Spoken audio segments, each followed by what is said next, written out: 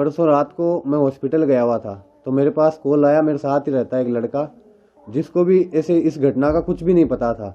वो अपनी शॉप से आ रखा था पेट्रोल पंप की तरफ, तो उसका कॉल आया था कि 2 सवारी छोड़नी है सुजानगढ़। तो मैं बोला ठीक है, छोड़ दूंगा।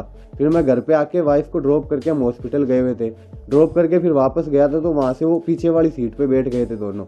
और जिसका कॉल आया था और एक लड़का और साथ में था जो मेरे साथ ही रहता है, वो एक लड़का पीछे बैठ गया और आगे की तरफ एक लड़का बैठ गया। उनको मैं बोला आप दोनों चल लो, नाइट का टाइम है, 2 लड़कों को छोड़ना है, आपने फ़ोन किया तो साथ में सेफ्टी रहेगी, नाइट का टाइम है।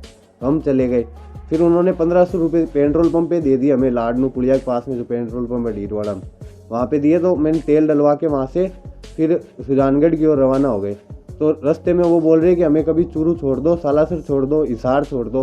तो मैं बोला भैया आपको एक बार बता दो जाना कहाँ है। बोला हिसार छोड़ दो। तो मैं बोला हिसार के ज़्यादा पैसे लगते हैं। तो बोला 10, 15, 20 हज़ार लग जाए, हमें कोई दिक्कत नहीं है, आप छोड़ दो। तो मैं बोला भैया हमारे घर वाले अलाउ नहीं करते 10 बजे के बाद में।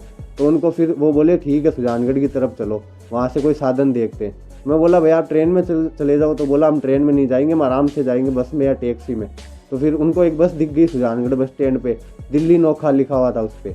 तो वहीं उन्होंने गाड़ी रुकवा ली और उसी बस की तरफ वहाँ कंडक्टर से बात करने लग गई कि हमें हिसार जाना है। तो उनको वो बोला कि हिसार तो नहीं जाएंगे। तो फिर वो धारोड़ा की ऐसी कुछ बात करने लग गए। तो आपको कहीं कोई आभास नहीं हुआ कि इतने बड़े अपराधी इतना बड़ा अपराध करके आए हुए हैं? नहीं सर, ऐसी कोई आभास भी नहीं होने दिया। उन लोगों ने भी आराम से बात कर रहे थे और वो हरियाणवी लैंग्वेज में बोल रहे थे। मैं पूछ भी रहा था कि आप इधर क्यों आए हो, एकदम नॉर्मली फ्रेंडली बात करते हुए जा रहे थे। फिर थोड़ी देर बात किए, फिर वो चुपचाप बैठ गए। तो फिर हम भी नॉर्मल होके फिर गाड़ी चलाने लग गए। और जैसे ही मतलब लाडनू के पास आने लग गए तो बार बार में बोल रहे थे कभी सालासर, कभी सुजानगढ़, कभी हिसार, कभी चूरू, ऐसे बोल रहे थे।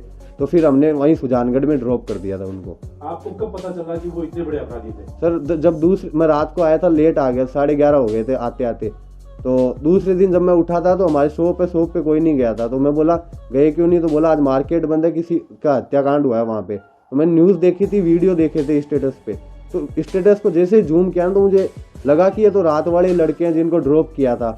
तो फिर मैंने अपने घर पे बताई थी सारी घटना कि ऐसा हुआ था और इनको मैं ड्रॉप करके आया था। फिर घर वालों ने मुझे कजन अंकल है उनके पास में भेजा था, तो वहाँ कोई नहीं था। फिर मैंने शाम के टाइम 6-7 बजे करीब अंकल को कॉल लगाया, मैं ऐसी बात है क्या करूँ। तो उन्होंने बोला कि पुलिस की हेल्प करनी चाहिए, तुझे थाने में चला जा CI साहब के पास में। तो मैं वहाँ जाके CI साहब को पूरी घटना बताई थी। क्योंकि मैं जब जा रहा था तो मेरे जो दोस्त था जिसने कॉल किया था वो रास्ते में मिल गया था मुझे। तो उसके पास में खड़ा था, तो वहाँ पुलिस की गाड़ी आई थी और हम दोनों को वहाँ से SP ऑफिस ले गई। आपको वापस भेज दिया तो आपका एक दोस्त। अगर आप ये वीडियो YouTube पर देख रहे हैं तो हमारे चैनल को सब्सक्राइब करें और बेल आइकन को दबाना ना भूलें। अगर आप Facebook पर ये वीडियो देख रहे हैं तो हमारे पेज को लाइक करें।